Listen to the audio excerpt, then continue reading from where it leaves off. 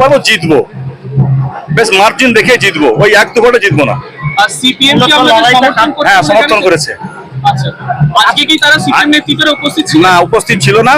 কথা হচ্ছে একটা ফর্মালিটিজ আছে, একটা দুটো জিনিস এক জায়গায় যখন মিলিত হয় বসতে হয়। অলরেডি অর্ডার চলে এসছে, আমরা আজকে এইটা করে এই পর্বটা শেষ করে আমরা কি বসবো। সিপিএম সমর্থন কতটা আশা করছে? 100%। ওদের ভিতরে গদ্দারি হয় না।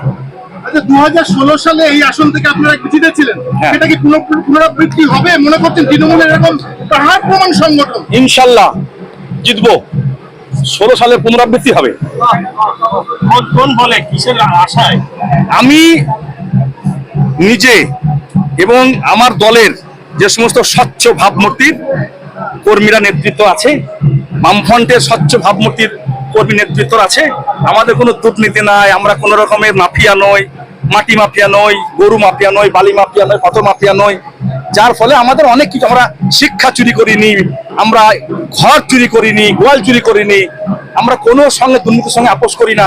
এটা আমাদের পুঁজি, এটা আমাদের মূলধন। এই মূলধনকে নিয়ে আমরা এগোবো এবং কালীগঞ্জে যে আকড়া তৈরি হয়েছে শয়তানির, 2 নম্বরের, সন্ত্রাসের, সেই আকড়াকে উপড়ে ফেলবো। কারা করেছে আক্রমণ? টিএমসি এবং সেই সঙ্গে বিজেপি।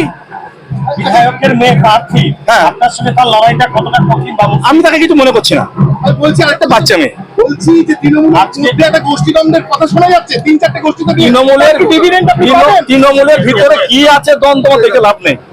আমি পরের কাঁধে ভর দিয়ে জিততে চাই না, ভোট করতে চাই না। আমি আমার কংগ্রেসের এবং বামফ্রন্টের ভোট নিয়ে আমি জয়লাভ করতে চাই। কাদের কি আছে দ্বন্দ্ব খন্ড থেকে লাভ নেই।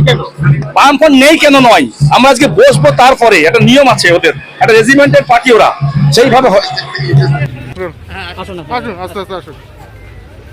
স্লোগান হোক।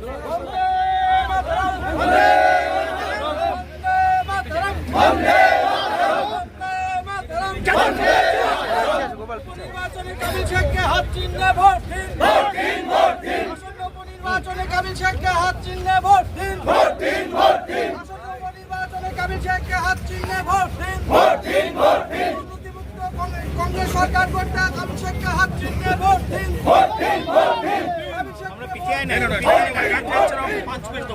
বন্দে মাতরম, বন্দে মাতরম,